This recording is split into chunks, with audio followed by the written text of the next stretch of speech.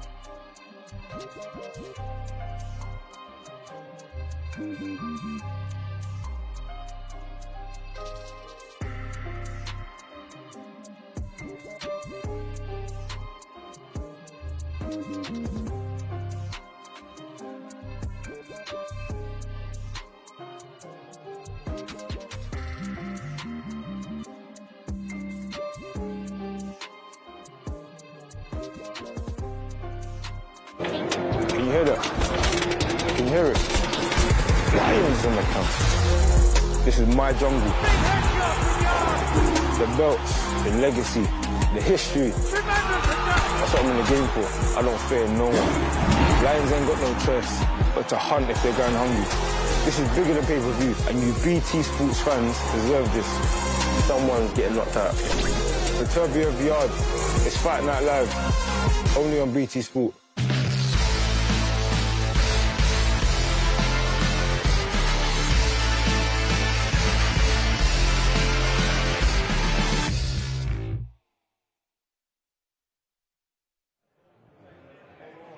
Hello and welcome to the new year on BT Sport Boxing. What a way to kick off January for BT Sport. We have 2 world title fights coming up on the show tomorrow. We're about 15 minutes or so until the start of the weigh-in today for what's set to be a really mammoth night of boxing at Wembley Arena. I'm joined by Richie Woodall. Richie, pleasure to have you as always. What an exciting way to start the year for BT Sport. It's absolutely fantastic to have 2 world title fights, and one which for me is could be one of the most exciting contests this year. Artur Beterbiev versus obviously our own Anthony Yarde. I think it's going to be a great fight, and it's a very explosive fight. So yeah, a great start to the year. Indeed. We've had a bit of a debate over whether it's Beterbiev or Beterbiev. We're told Beterbiev is the way to go, so that's what we are going with. Listen, this is set to be a really cracking fight. And Anthony Yarde, he has come a long way over his journey in the sport. He was late to the game. He only had about 12 amateur fights. And look how far he's come. His 2nd world title fight. We know he's going up against one of the best boxers in the world. But Richie, he's got a good chance, hasn't he, Anthony? He's got a fantastic chance, no doubt about it. If you look at the Anthony Yarde that boxed Sergey Kovalev back in 2019, going into that contest, he'd only been into the 7th round a couple of times. He was an inexperienced boxer going in against someone who was very experienced, a world champion in Kovalev. And he gave Kovalev a hell of a fight and just came up a little bit short. Since then, he's had the Lyndon Arthur defeat and then the Lyndon Arthur rematch and the victory. He's gone 12 rounds for the first time. So he's a totally different boxer. He's had 2 defeats, but I think he's actually a better boxer now for those experiences. So yes, he's on home soil. He's in his prime at 31. Yes, now's his time, and I think he has a great chance. He has the tools for the job. He's just got to apply the right tactics and get the game plan right. You say now's his time. Is it a good time to be fighting Beterbiev? He just turned 38. He had his birthday a few days ago, but he still looked absolutely incredible against Joseph Jr. Last year. Is it a good time to be fighting Beterbiev? I think it's a good time in that Beterbiev is 38. At some stage in a boxer's career, you're going to feel your age, and this could be the contest where it might be just where he feels that 38 years, you know. And for Anthony Yarde, that's what he's hoping for. Like I say, Anthony Yarde's in his prime at 31. Beterbiev is 38, very experienced. But at some time, at some point, then he's going to feel those years, and this could be the time. And I think Anthony Yarde, like I said, has got a very good chance of beating Beterbiev. Indeed. Well, yesterday, Bob Arum in the press conference said that he felt Beterbiev was the pound-for-pound best boxer in the world. That was quite a statement made by Bob. What do you think about that? Well, you know, for a man with his experience, then yes, that is some statement, and he really rates his boxer, Beterbiev. Listen, at the end of the day, he's just a man like anyone else, and he can be beat with the right style and with the right game plan. But that coming from Bob Arum, yes, that is a big plus for him. Indeed. That press conference that we saw yesterday, it got a little bit, I don't want to use the word tense, but you definitely felt like both the boxers, they didn't really want to get into trash talk. Yeah. They were being respectful, as they have been all the way through, but they wanted to focus. They want to get in that ring on Saturday night. They want to do the business. This has worked for them. And I even noticed Anthony Yarde talking a little bit less than he normally does. What do you think about how humble and the state of that press conference yesterday, how focused and zoned in they both were? I thought they both looked very zoned in indeed, you know, and concentrating. They know what's coming. Yeah. So they know that there doesn't need to be any trash talk. They both respect each other, which is nice to see. But yeah, and again, in some world title fights, you do see a lot of trash talk. This one, we're not seeing that, which is good. But it's the calm before the storm. They both know that they're in against exceptionally good fighters who have got explosive power. Everyone talks about Beterbiev with the 18 knockouts in his career. Anthony Yarde's got 22 knockouts. So he's in against someone who is equally as explosive, albeit Beterbiev has boxed better opponents, we know that. But at the end of the day, Yarde has got really good power. So I think they both know that. They both know that this is a really hard fight for both of them. A really hard fight. And just to reiterate, in case you missed it, 18 wins for Beterbiev, 18 of them by knockout. We'll go through the tape shortly. Let's first go through the fight card for Saturday. So first up will be Khalid Ali, going through international super welterweight contest against Ivica Gogosevic. Dalakian, we have our WBA Flyweight World Title Championship. This will be the 6th defense of his world title for Delakian, going up against David Jimenez coming from Costa Rica. A lot on the line for both fighters there. One fighting for Ukraine, one fighting to try to become the first male world champion ever for Costa Rica.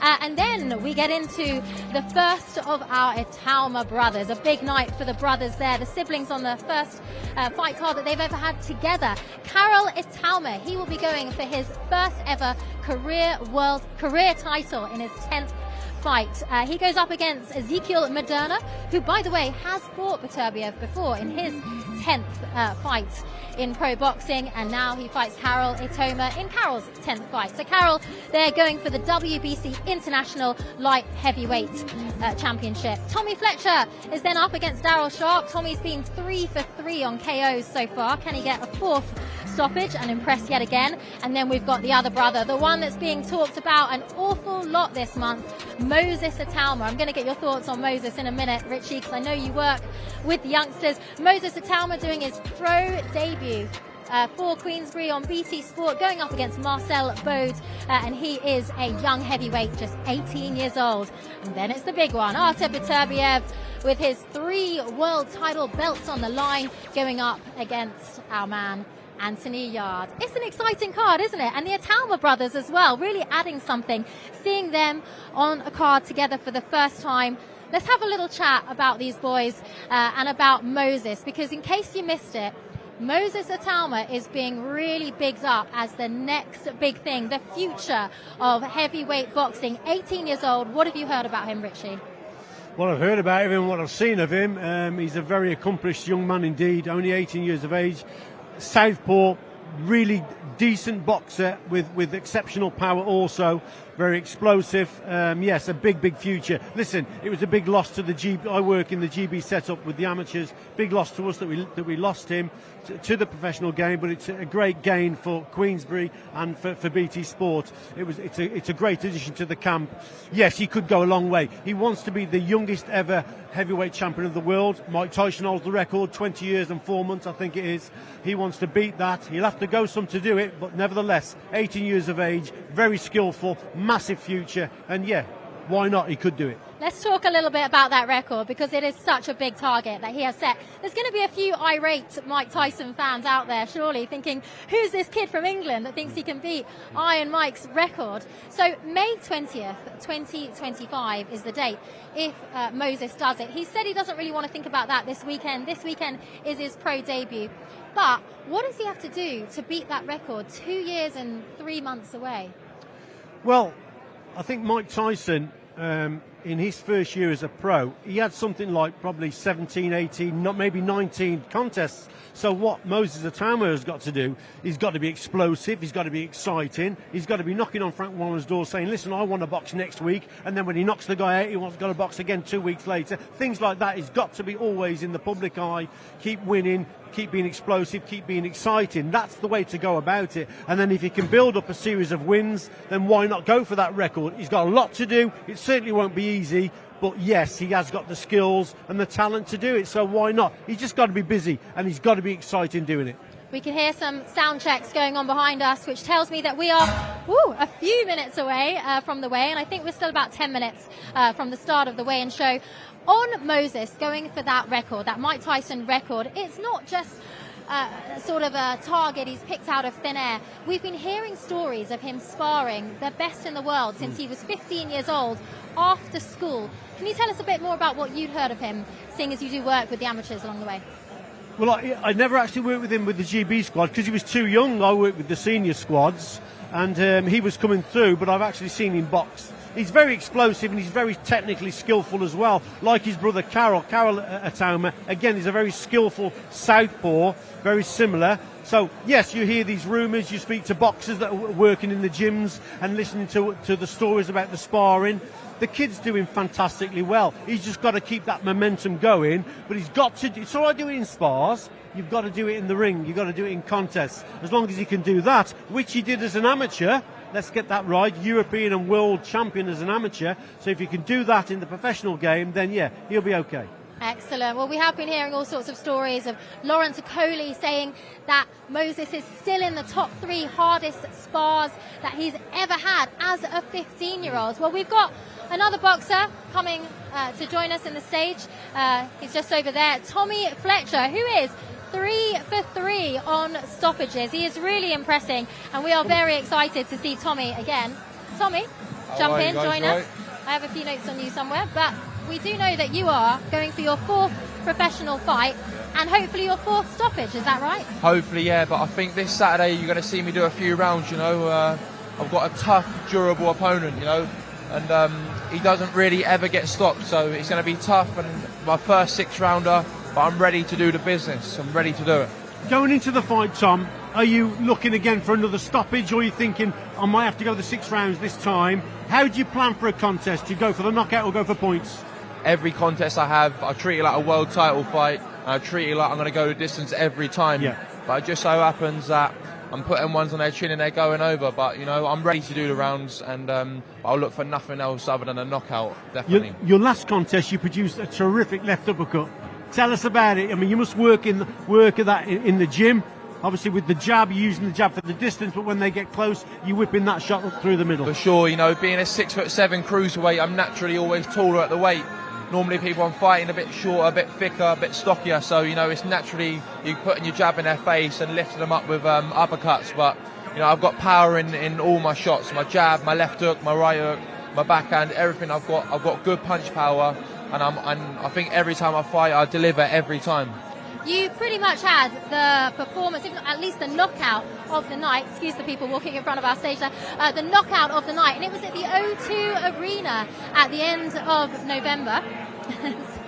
It was O2 Arena, end of November. What did that feel like? How much confidence did that fill you with to get a first round knockout of the night, O2 Arena, in your 3rd professional fight? Honestly, it was awesome. You know, I'm only 21 years of age now, and I'm getting in these big arenas doing great shows. You know, I'm only young in great arenas, and I can't really complain. So it's awesome at the O2 Arena, such a young age, and delivering big knockouts. You know, I'm tall, I'm ready, I'm on the scene now. I'm cruiserweight, and I'm coming for them all. But, you know, I'm still young, and I've got to take my time and take it steady. But I'm ready. Well, let's bring in the man who has got that big responsibility. Lovely to see you. What a big responsibility you've got on your hands with this incredible talent here. Tommy, do stay with us. Do stay with us, Tommy.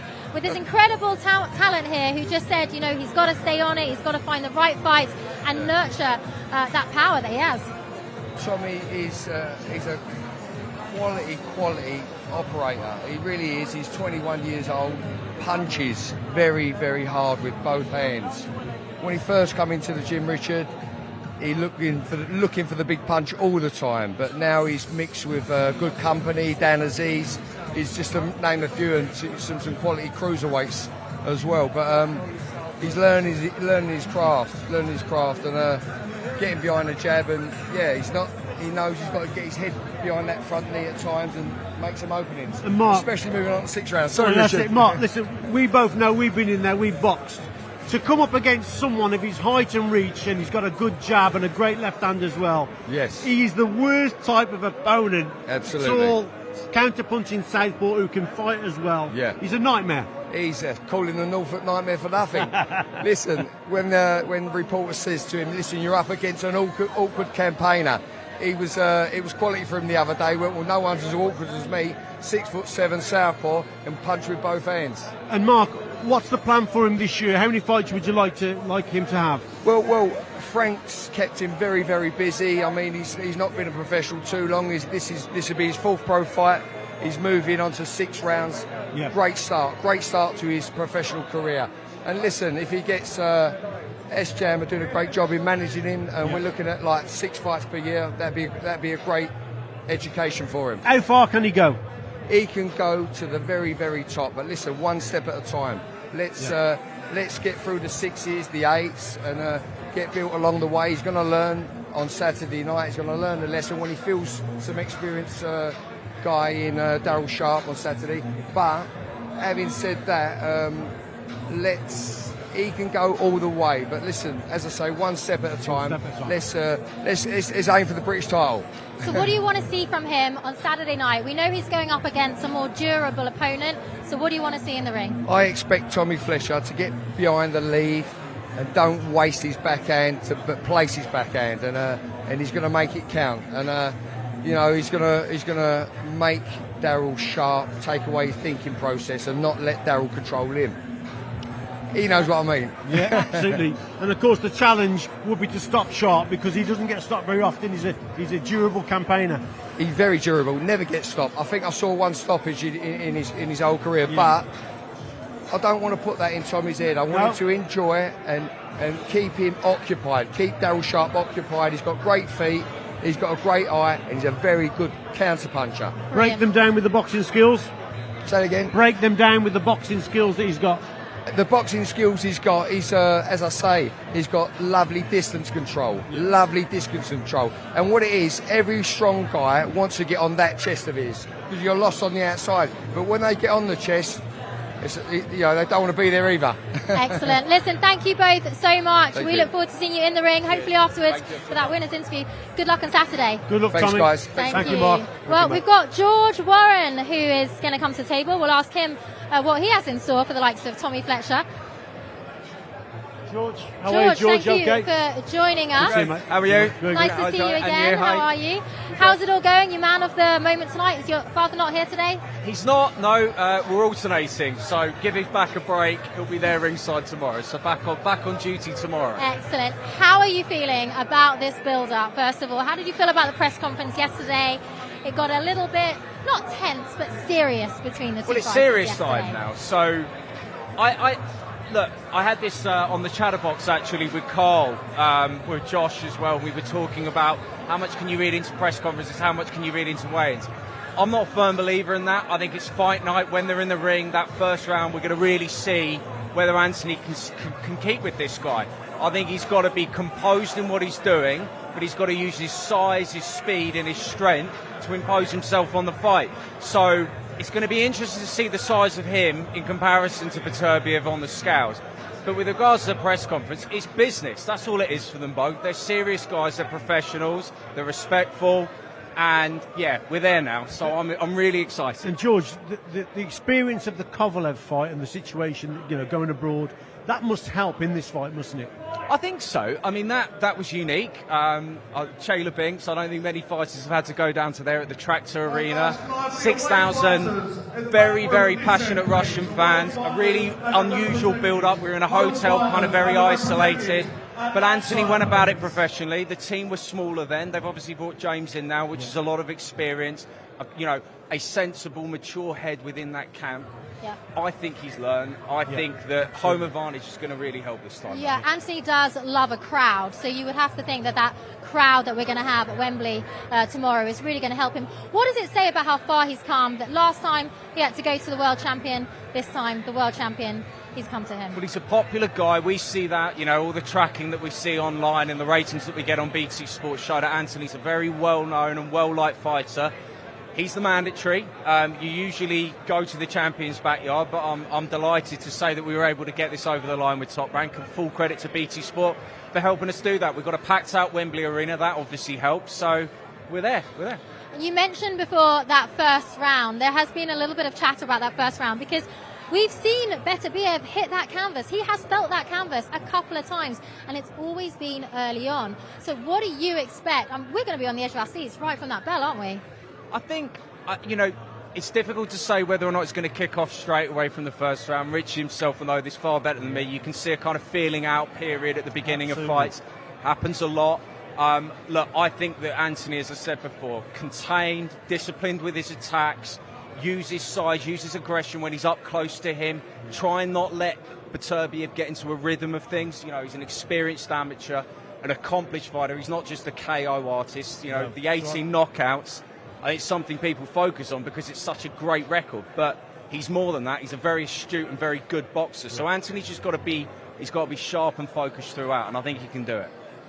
Where do you think what happens to the losing fighter from here? Do you think it affects both of their careers in the same kind of way to whoever doesn't come out on top? Well, I think it depends how you lose and who loses. I mean, Beterbiev just recently celebrated his 38th birthday. Coming over to the UK, being hopefully stopped by Anthony Yarde. I don't know what his plans would be after that. Maybe he'd want to try and reclimb that ladder. Maybe he might say, do you know what?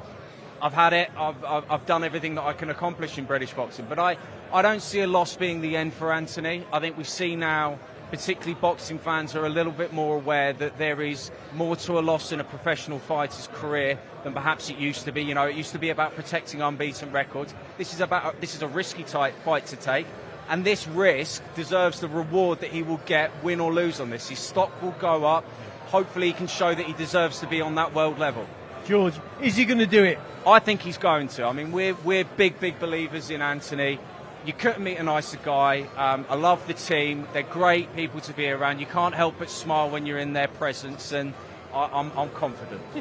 Excellent. Well, we are moments away from the weigh-in starting on stage, so we'll keep you updated as that kicks off. In terms of what would happen to Anthony if he does win this fight, obviously it would be one of the biggest moments, not just in boxing, but perhaps on British soil across all sports. I mean, there hasn't been a unified light heavyweight champion fight on British soil before. It would be a very big moment in British sport in general, wouldn't it? Huge moment, massive win.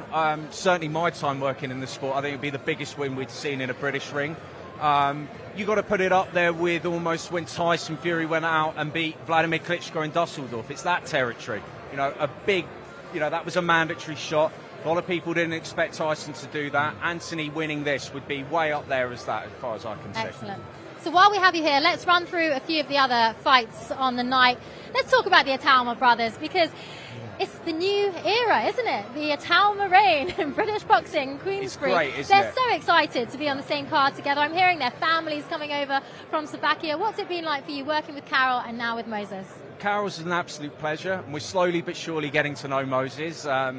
He's a very, very confident young man, tremendous ability, tremendous amateur experience for someone so young. What he's accomplished already is incredible. I think he's got a very, very exciting career, and for him to debut on the same night, his brother's first title fight, and Carol fighting for this light heavyweight championship. I think it's the WBC international title. It must be just one of those moments that they'll look back on in time as a family and just say, wow.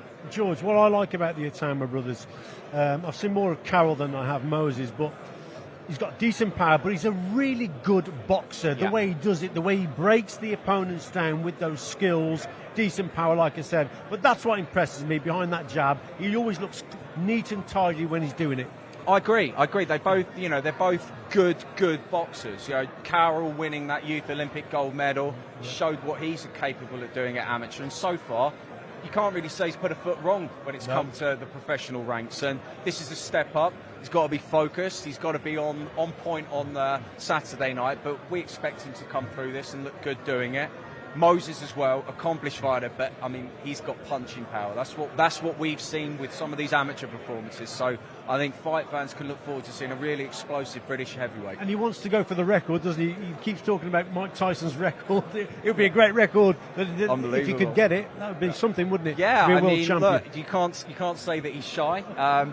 He's put that out there. It's not for us to put that pressure on him. I think. Look, let's see how the journey goes. It's use my dad's old phrase when it comes to young fighters. It's a marathon. It's not a sprint.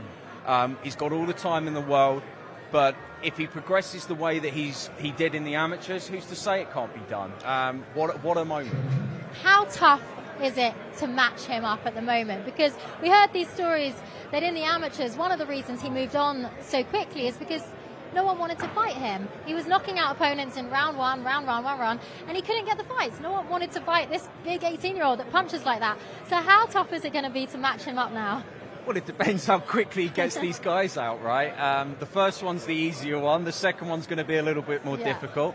It's about finding the right fights as well. It's not just, opponents that want to take the opportunity. It's about him learning as he's developing as a fighter. So that's where we've got a great team. Obviously, we've all got experience in the sport and know what we're doing and deal with, his management team and his training team to make sure we're picking those right guys. That's for us to do. That's for us to invest in him at the moment. We'll unearth those guys to get him hopefully to where he wants to be in his career. Excellent. We can see Anthony Yarde just over there in the corner. Fighters are starting to get ready. Let me ask both of you this, in terms of just finishing up on Moses, who does he remind you of? I mean, he's just such a phenomenon, his size and how fast he moves at that size. Who does he remind you of? Listen, to put more pressure on him, for me, he's almost like a heavyweight Naz, the way he moves. I mean, I know that's a very strange comparison with Naz being a champion at featherweight and even, I think, at super bantamweight as well.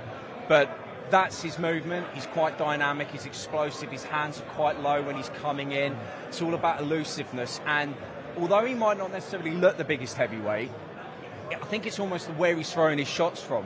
They're coming from awkward angles, they're keeping people off guard, and that's kind of where he's getting this knockout power from. So, off the top of my head, put on the spot, yeah, Naz would be mine. Excellent. Well, it is going to be a very exciting night on Saturday, and so exciting to see Moses' career and also Carol's growing together. We are moments away, apparently, from the weigh-in, so we're going to hand over in just a second to our MC, Thomas Schreiber. All good?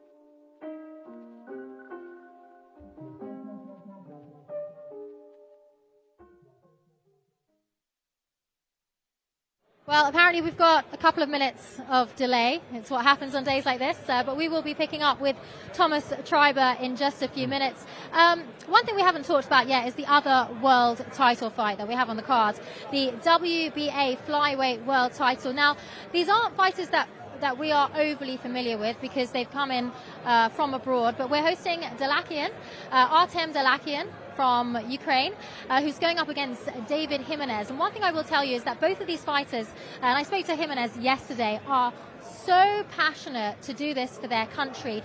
Costa Rica doesn't have a strong boxing background, and there's never been a male world champion in boxing in Costa Rica. Jimenez is 30 years old. Dalakian, who holds the WBA flyweight world title, he is 35, and Jimenez, he wants this badly, as does Dalakian for Ukraine. Yeah, David Jimenez, he does want it badly for Costa Rica, but he's up against a really well-accomplished champion in Dalakian from Ukraine. This kid, you know, he's had most of his contests in Ukraine, all of them apart from one. The one world title fight he fought in America, and he won the title, then he'd come back. He's had something like 5 or 6 defences.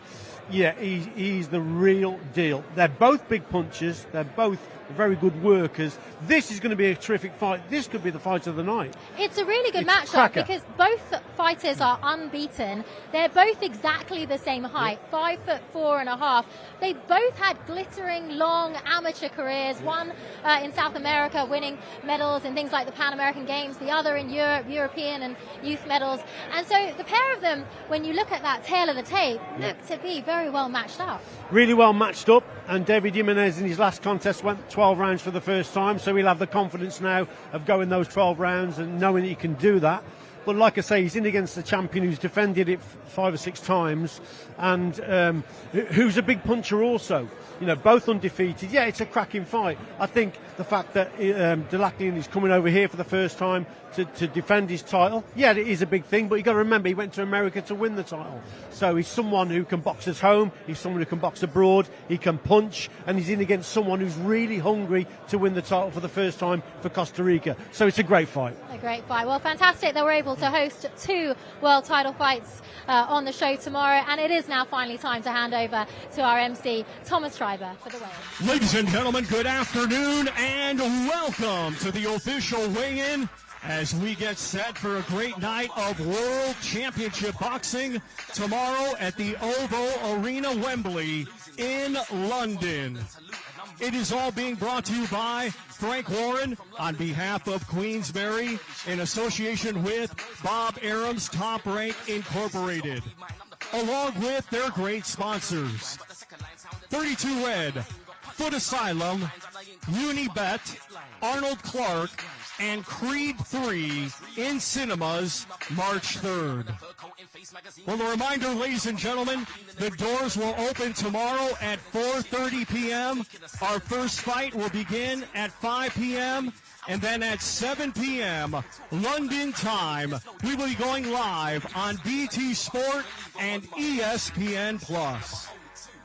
Well, we are going to begin the weigh-in process with two fighters competing in a scheduled 10-round contest, and it will be for the vacant WBC International Light Heavyweight Championship.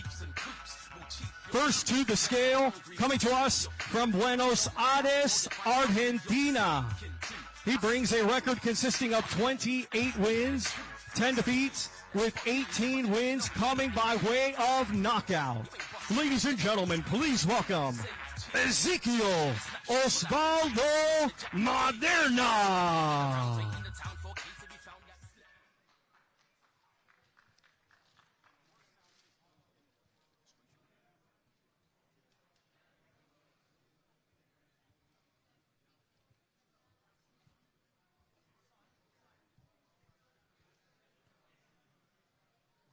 Earlier, going for the WBO International Light Heavyweight Championship belt, potentially Carroll's first belt of his career.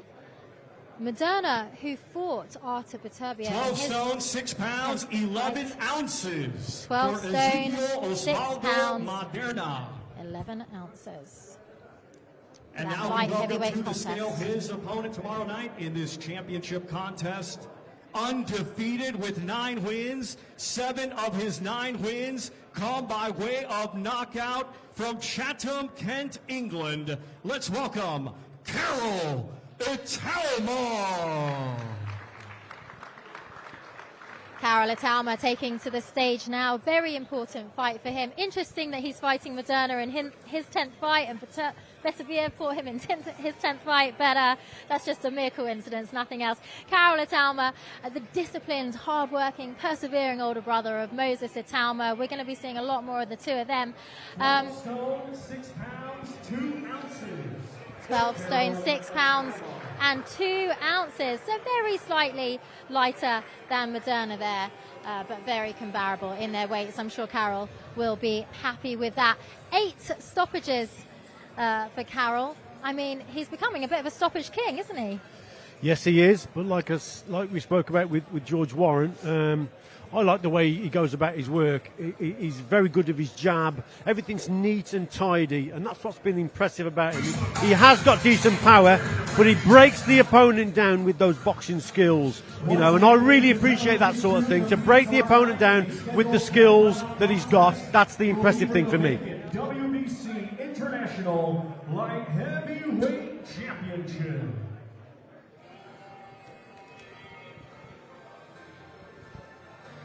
And remember, Joe, he's in against a fighter who, you know, he's only been stopped 4 times. This is a definite step up for Carol Italma. He's in against someone who's rough, who's tough, who's been in with Beterbiev as well. So it's a tough fight for Carol, but I think he'll come through with flying colours.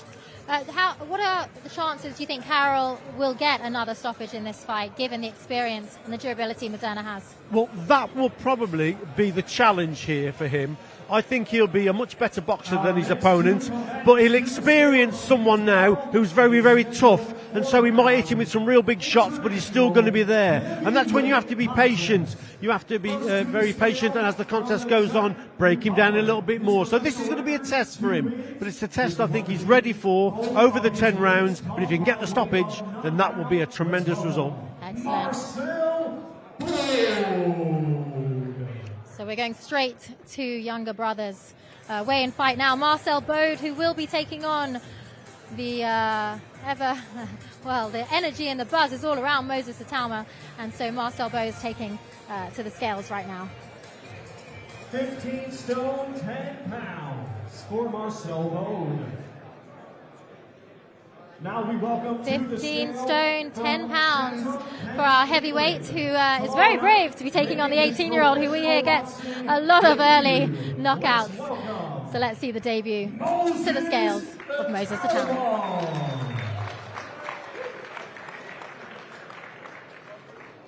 A lot of things that Moses has to contend with on his pro debut, aren't there? Apparently he's never fought anyone over the age of 17. No, he's not had a senior contest as an amateur, has he? It's an incredible rise to fame, if you like, with him not having a senior fight. Well, he's definitely a big lad. He is 17 stone, 10 pounds to Marcel Bowes. 15 stone, 10 pounds. So you can see with that and the speed at which his limbs turn over just why he is as good as he is. He's up against an opponent who's probably an inch or so just taller than him, but that won't matter to him at all. He looks in fairly good condition, and we hear the reports about these sparring sessions that he has, that he's the boss, he's got great skills, he's very relaxed, but he's got tremendous power, so we're all looking forward to this one. It'll be really interesting to see how he contends with all the elements of the first professional fight. Well, we've got British heavyweight Johnny Fisher joining us now. Thanks for joining us, Johnny. How are you enjoying weigh-in day so far? Really enjoying it. Good crowd here as well, good atmosphere. There's some great fights on the card ready for Saturday night. Yeah, absolutely. Let's start with that main event. Your thoughts on Yarde, his chances, what he has to do to get past that pound-for-pound beat? This is a very hard task. We know Beterbiev is a very strong puncher, trains very, very meticulously. But Yarde's been training as well, and he's got that power to end it. And I think he's got to go for it early if he's going to have any chance. Do you think that'll be the tactic for Anthony Yarde, to actually put it on him early on? I think so. That's what I would implement. I know that Callum Johnson dropped in quite early when they fought back in the day, but he's got to implement similar tactics, and that ferociousness of Yarde, that's his key strength. So play to your strengths. In a fight of your life, play to your strengths. Hearing the next fighters coming to the stage right now. Yeah, Beterbiev has this way of sort of breaking down his opponents over the fight. He has these 18 KOs, but they're not always, so early in the fight. We've often seen those big, heavy body shots, liver shots. Would you say that Anthony has, as you mentioned, a better chance early on, but the longer the fight goes, perhaps it plays into Beterbiev's hands? Yeah, that's what I would lean to. It's going to get tougher as it goes on. Some of the experience of Beterbiev, he's an older man as well.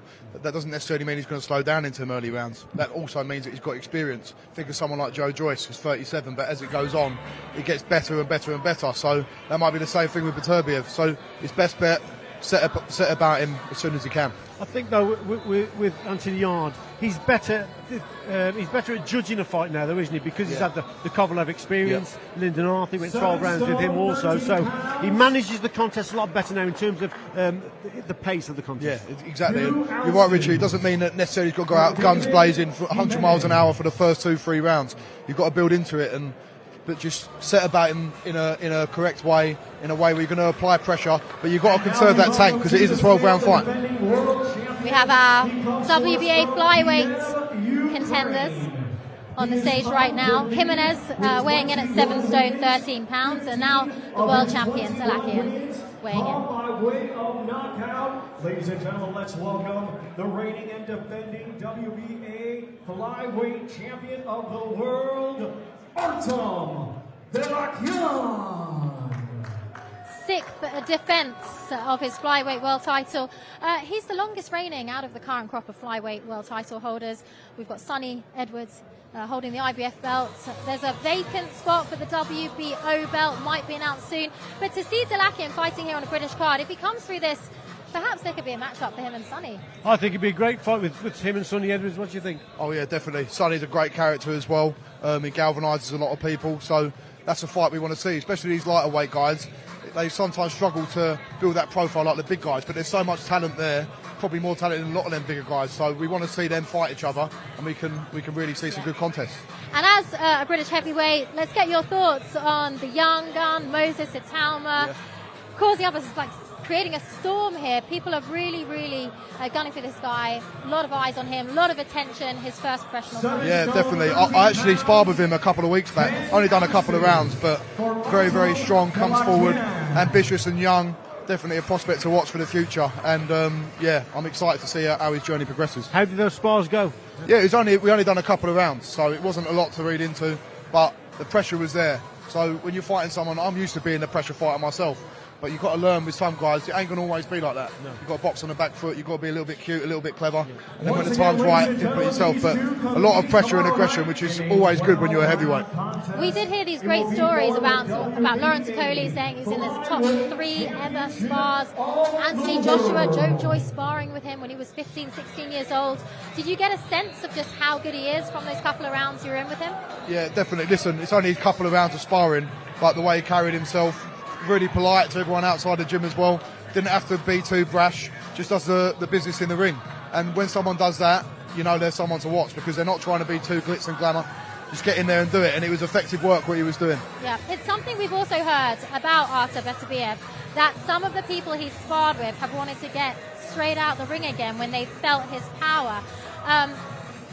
It's something we're going to see on Saturday night. Have we really seen Anthony's chin tested in this kind of way? Obviously, he got stopped against Kovalev, but we're going to see his chin really tested, because he's going to feel that power of Beterbiev, and we're going to see how he handles that. I think so, but I think Anthony Yarde's in his prime now at 31. He's had the experience of the Kovalev fight. He's had a Lyndon Arthur defeat, which he obviously overturned. And I think he's a better fighter now.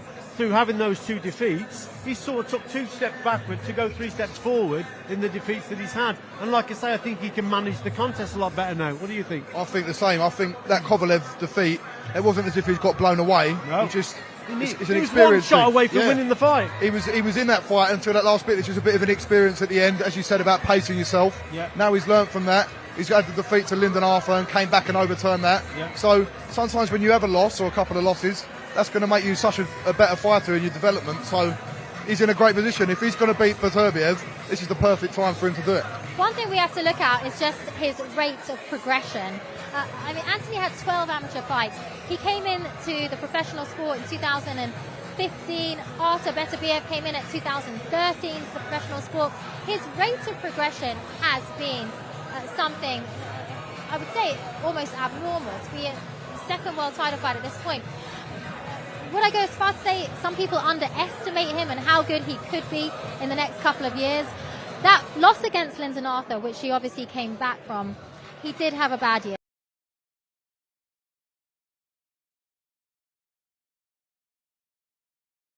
And all the interviews that he's done in this build-up, losing 5 family members, not leaving his room for months. Apparently his mother was in tears every time he's left his room.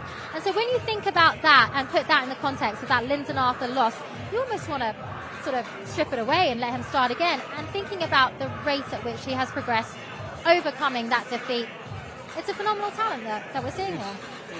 I was going to say, talking about the experience side of it, I can see what you're saying there, because I had 10 amateur fights. I didn't have a long amateur career. I'm learning as I go. But sometimes that isn't a detriment to yourself. No. You can learn as you go. You learn the sparring. Like, you take yourself in camp to other top heavyweights or top people in your division, and that's where you can learn. And look where he is now, Anthony Yarde. He's at the top of that British sort of domestic level with all them light heavyweights there, and he's now on a world title fight against one of the top guys out there. So there's no holding you back with your limited amateur experience. I think both physically and emotionally, he's gone through a lot of these last few years, but I think he's a much better boxer because of those experiences. I think he's a more rounded boxer now. I think he can pace himself a lot better. And like I said, he's in his prime, Joe, at the end of the day. And I was watching the fight last night between Beterbiev, or whatever you want to call him, against Gvozdyk, Alexander Gvozdyk, the Ukrainian fighter. And at times he struggled in that contest because Gvozdyk boxed at range, kept the punches nice and long and kept him on the outside at long distance. If Anthony Yarde can use his jab and just frustrate Beterbiev at that distance, he may have some success. Where Beterbiev is really strong and powerful is when he's close, short to mid-range, arcing shots over the top, underneath. He's very good, very powerful. But at mid to long, He has more problems because he wants to be on the inside. And no one's invincible. We've seen him, like I said before, you catch someone on the chin, you're a big guy, light heavyweights and above, you catch someone on the chin, they're going to know about it. So he's got that chance in there. It is all to fight for, that is for sure. Well, it is about time for the weigh-in for our main event, so I'm going to hand back over to our MC, Thomas Schreiber. Ladies and gentlemen, at this time, Thank you very much. we are going to weigh in. Keep training on. Participants, they will be competing in a 12-round contest. It will be for the WBO, WBC, the WIBF Unified Light Heavyweight Championships of the world. We will first welcome to the scale the WBO Mandatory Challenger. He hails from Ilford, London, England. His professional record, 23 wins, 2 defeats. 22 of his 23 wins coming by way of knockout. Here is Anthony, the Beast from the East, Yarde.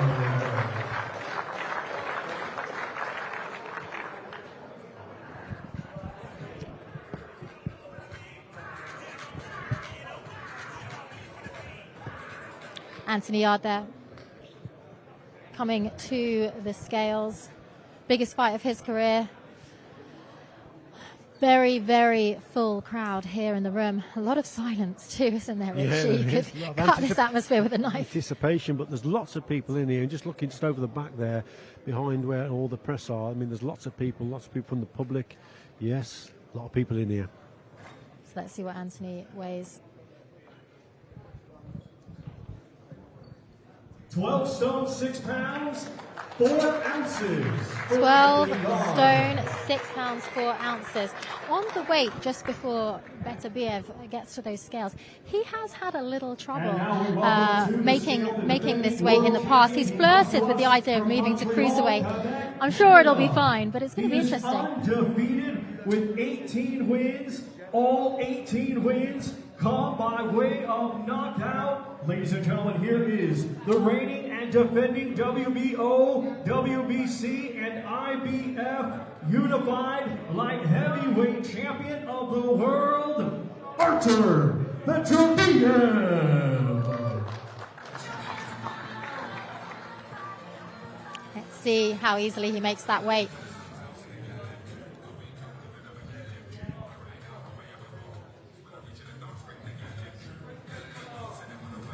12 stone, 6 pounds, 8 ounces for Artur Beterbiev. So Artur very slightly heavier than Anthony by 4 ounces, but minimal there.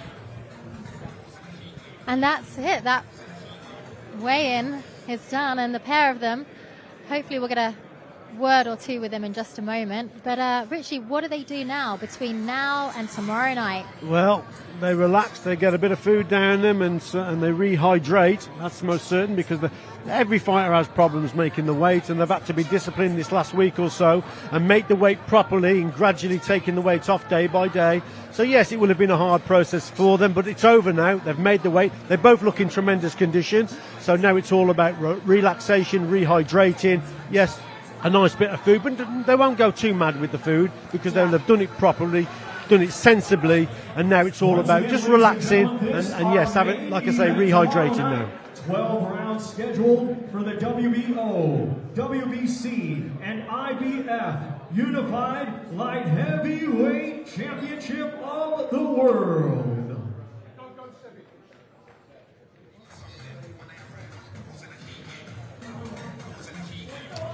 So we are seeing the final face-off between the 3-belt world champion Artur Beterbiev and the challenger Anthony Yarde. Their final face-off. Still a lot of respect, still humble, still no trash talk. What do you think about this? Do you think there's a place for both the trash-talking fighters in the press conferences and a place for those that just want to respect each other and get in the ring? I think certain fights, need trash talking a little bit to get the crowd going, to sell the fight. This, I don't think you need to see this here. Their records speak for themselves. The knockouts, the power, the styles of the boxers. It's got everyone excited, everyone talking about this contest. You don't need the trash talk here. And you know, I respect them both for what they are, and I think everyone does as well. Well, watch out on your left, Richie, because there's a big puncher to your left. Hi, Moses. How are you? I'm all good, First of all, first professional fight week. How has it been? How have you been finding it? No, it's a bit more flashy lights and cameras that I'm used to, but it would get taken used to. So Yeah. Disappointed you never went for the Olympics, son, but never mind. You're going to make it as a pro. Yeah, no, thank you. Well, me and my brother, we sat down and we just outweighed the cons and pros of turning professional and staying amateur. And I think turning professional looked a bit more appealing to me. So now I'm here. You've got a lovely dynamic between you and your brother. Seems that he's definitely inspiring you, leading the way, looking after you. I heard that you forgot your gloves on media workout day, though, and I heard you were a little late to the press day yesterday. So we're going to tell your brother he has to do a better job. Yeah, of course. Yeah, no, like I said, my brother's Mr. Perfect, I'm Mr. Lazy, so he's trying to keep me up, so yeah. Moses, did you ever get the gloves on with your brother Carol? Did you ever spar? Oh, yeah, a lot of the time, especially when me and him were bowling about the same weight.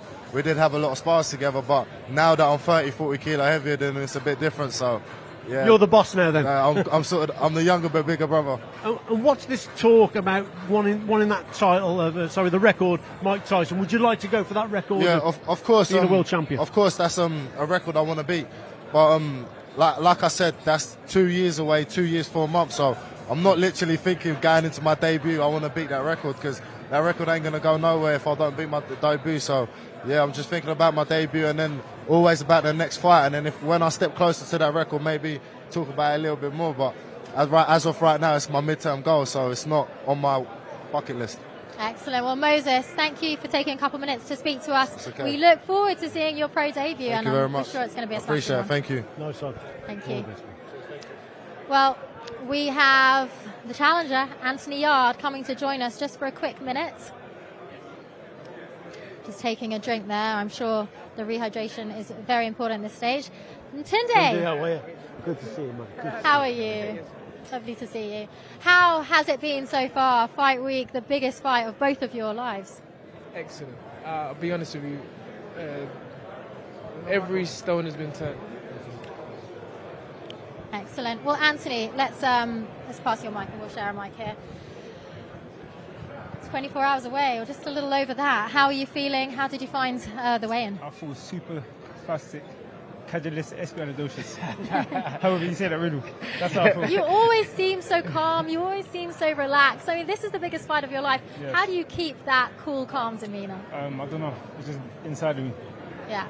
And the feelings right now, you said yesterday you were excited.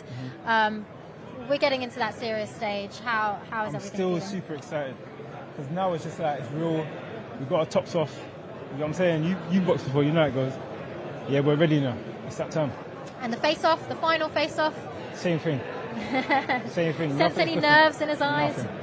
Nothing. I'm sure we're sensing the same thing. We're both just ready to fight. Excellent. And so, in terms of the fight itself?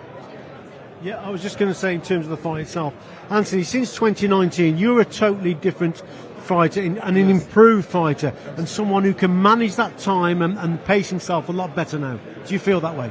100%. I feel like I'm a better fighter all the way around the board. I'm just ready to fight now, because this is a fight where I can show what I'm really made of. Yeah. And Tunde, you've obviously worked a lot with him day in, day out. Going into this fight, obviously, Beterbiev, his strengths, what do you see his strengths as? Well, I mean, at this level, and you don't become 18-0 with 18 KOs without doing something right. So he's a complete fighter. He's an elite fighter. And I believe Anthony's identical. He's an elite fighter. You cannot prepare for just one game plan. You have to have A, B, C, and D. And we've fully done that. Excellent. Well, listen, thank both of you for all your time this whole week and in this build-up. Tomorrow night, we wish you the best of luck. Good luck, Anthony. Go for it, mate. Go Good for luck. it. Thank you, Good Rich. luck, Tunde. Thank Go you, for Rich. it, mate. I was watching you. Relaxed, calm as ever, confident as ever. It's great to see him just taking it all in his stride in a way. It's the biggest night of his career, and yet he always seems to maintain his composure. James Cook. Fellow super middleweight champion. James. This fella is a massive part of the camp. Massive part. How's the training gone? Training gone good, man. Training gone well. Training gone well. He done well. Training gone well, so got no problem in that department. Because I'm a lot more confident this man's in the camp as well, because hell of a fighter and now he's a hell of a trainer. So training's gone well. How's the sparring gone with it? It went beautiful. We had to get extra sparring partner for him, because he done a lot of damage to the sparring partner, so we got all good. Did he? Brilliant, James. Thank you. How much improvement have you seen from Anthony over the last few months? From the last couple of weeks, I've seen, I can't even tell you the improvement I see. Me personally, I've seen a lot. They've done a lot. They work a lot. And for them to get where they are, they've done a lot. And Anthony is one of the kids I've seen so focused on what they want to do. So people is in for a hell of a fight tonight, I've noticed a change in him. We've interviewed him many times for BT Sport. I've been to the gym with him a few times, and there was a slightly more serious atmosphere, I felt, in the gym last time. I know it's a mammoth task for him, but how confident are you?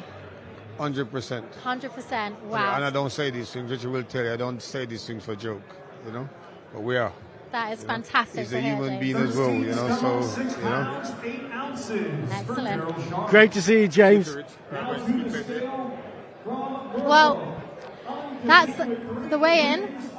James Cook there, fellow super middleweight champion. You weren't in the same time, though. You never fought each other, did you? Thank the Lord.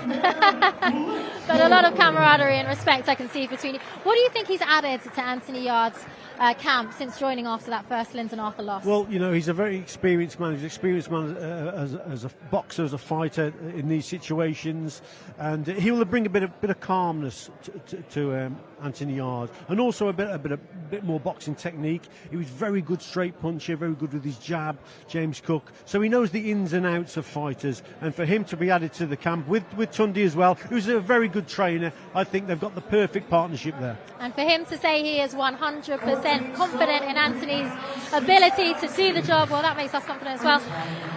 So there it is, the weigh-in show complete. Tomorrow night, 7 p.m, we are on air. BT Sport, can't wait for it. I can't wait for it either, and I truly believe that Anthony Yarde has the tools to win this contest. I said this about Tyson Fury against Vladimir Klitschko back in 2015. He has the tools for the job. It's just carrying out the game plan and having the mentality to do it over the 12 rounds. Tyson did it, and I really believe that Anthony Yarde can do it. If we all believe in that, then he's going to be world champion. Well, tune in tomorrow, 7 p.m, for potentially a huge moment in British boxing. Can you hear that? Can you hear it? Lions in the camp. This is my jungle. The belts, the legacy, the history. That's what I'm in the game for. I don't fear no one. Lions ain't got no choice but to hunt if they're going hungry. This is bigger than pay-per-view, and you BT Sports fans deserve this. Someone's getting knocked out. Beterbiev Yarde, it's Fight Night Live, only on BT Sport.